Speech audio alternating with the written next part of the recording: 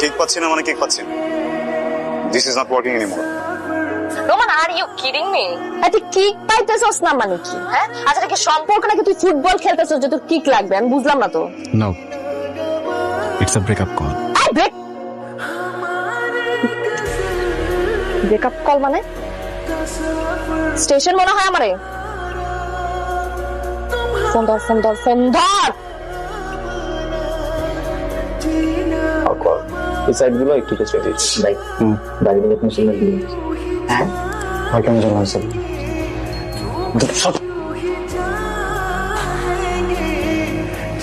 Excuse me, আপনি নোমান ভাই কই? নোমান ভাই মানে কোন নোমান ভাই? ও আমাদের নোমান ভাই। নোমান ভাই, ও উনি তো গত কয়েকবার ধরে আসেন না মনে হয়। আরে সবাই খেলে আমারই ঘুর ধরে কেন? নোমান কই? বলতেছি ওই আপনার চোখের সামনে দিয়ে একটু আগে যে লোকটা গেছে মুখের মধ্যে ফেনা তোয়ালে নিয়ে, ওইটাই নোমান ভাই।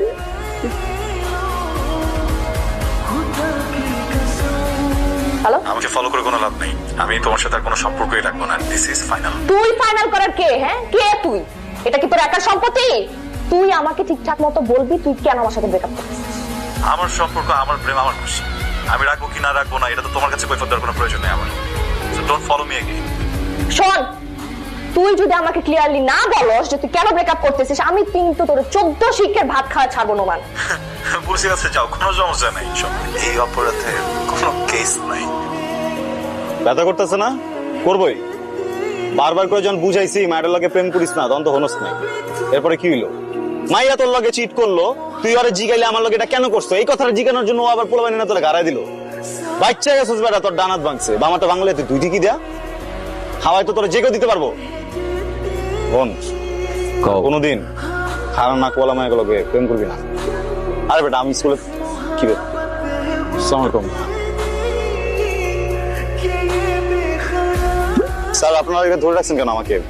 আমি কিছু করছি? কি করছেন জানেন না? জি না স্যার। ওনার সাথে কি করছেন জানেন না? ওনার সাথে? জি না স্যার, জানি না। মানে আমাকে তো বলতে হবে আমি ক্রাইমটা কি করছি। কি করছেন বলতেছেন না কেন? বলেন। স্যার, আমাকে ছেড়ে দিছে স্যার, কোনো কারণ ছাড়া। এতটা বছরের সম্পর্ক কোনো কারণ ছাড়া আমার সাথে ব্রেকআপ করে ফেলল। আর সরি স্যার, ব্রেকআপ স্যার, আমি তো কোনোদিন এমন কোনো সংবিধান দেখলাম না যেখানে একটা ছেলে একটা মেয়ের সাথে ব্রেকআপ করলে তাকে জেলে যেতে হবে।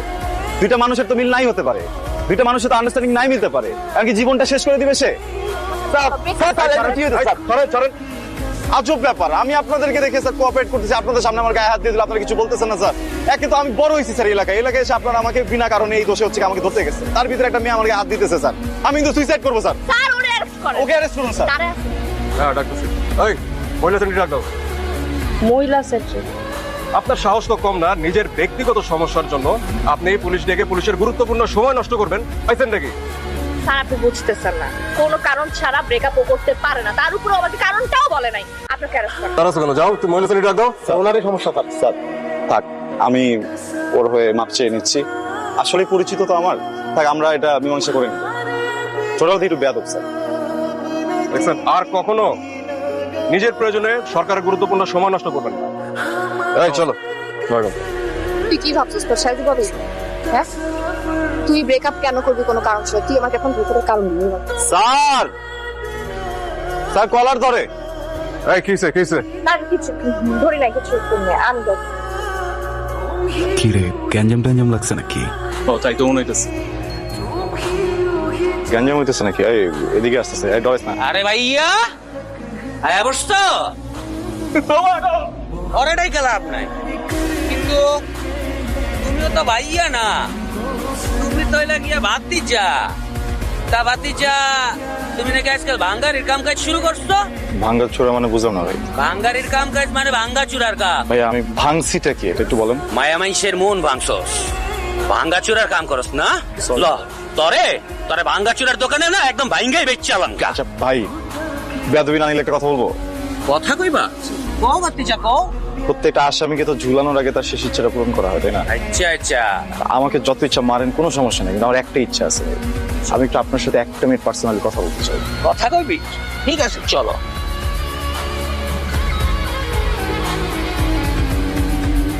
বস আমার তরফ তো দুইটা।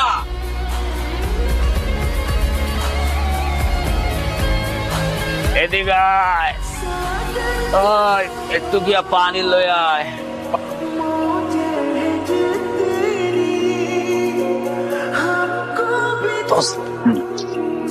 নিয়ে আসছে। ওয়াও, আমার গার্লফ্রেন্ড। গার্লফ্রেন্ড? আর তুই কালার কম্বিনেশন দেখছস? মানে একটা ব্ল্যাক। কত যাবেন চিপাই? চিপাই কেন সব? যা হওয়ার এইখানে হয়।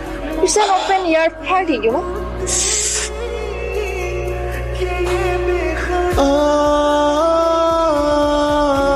কি করতেছিস রে? পরে যাইতে যা যা যা যা যা। আমি কোথাও যাবো না। কেন যাবো? তোর না এরকম মেয়ে পছন্দ? আমি তো টম বয়, আমি টি শার্ট পরে ঘুরে, আমাকে তো তোর ভালো লাগে না। কেজিটা তোরা জাস্ট মটকাই দেবো। চুপচাপ যা। আমি এখান থেকে যাবো না। তাড়াতাড়ি যা, তাড়াতাড়ি যা।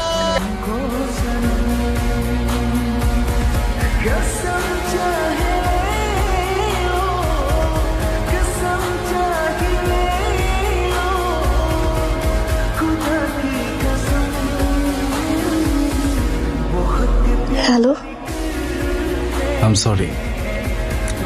আজকে আসলে তোমার গায়ে এভাবে হাতটা দেওয়া ঠিক হয়নি, কিন্তু তুমি যেটা করছিলা এটাও কিন্তু একদম ঠিক করনি। আমি কি তোমার সাথে দেখা করতে পারি? কিছু ইম্পর্টেন্ট কথা ছিল। আমি তোমাকে একটা অ্যাড্রেস টেক্সট করছি, ওখানে চলে এসো।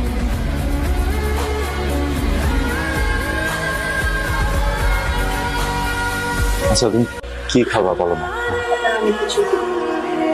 তুমি কি ইম্পর্টেন্ট একটা কথা বলবা বলে ডাকলাম?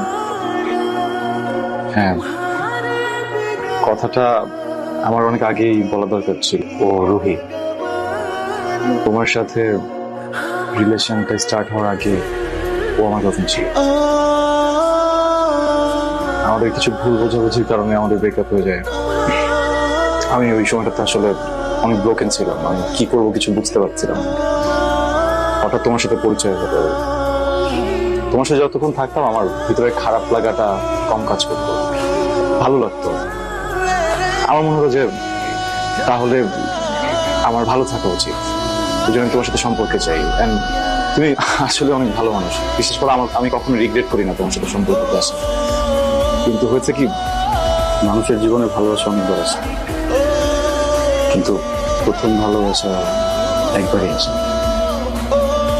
আমরা দুজন ভেবেছি আমি বিয়ে করবো। প্লিজ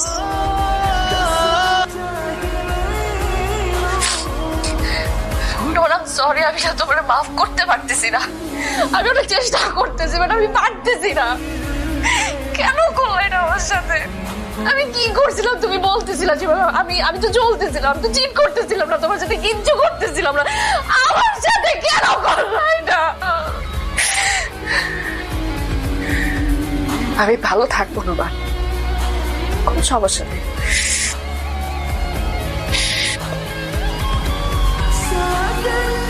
নিজের মৃত্যুর সংবাদ বহন করে একটা মানুষের হাসি মুখে থাকাটা সত্যি অনেক কঠিন কাজ। আমি যেদিন জানলাম আমার সাথের জীবনটা ঘড়ির কাঁটায় বন্দী হয়ে গেছে, সেদিন থেকে আমার হাতে সময় ছিল মাত্র 30 দিন, 720 ঘন্টা, 43,200 মিনিট, 2,05,92,000 সেকেন্ড মাত্র। কথাটা জানার পরে না কেমন যেন পাগল হয়ে গিয়েছিলাম। কেন?